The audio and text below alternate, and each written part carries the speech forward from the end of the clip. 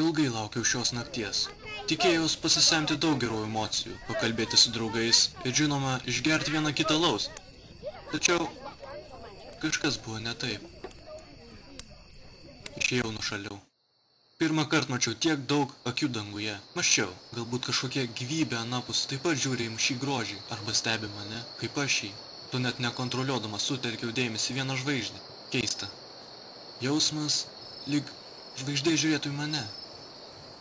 Ir staiga nutrūksta kažkas panašaus į kontaktą su kažkuo.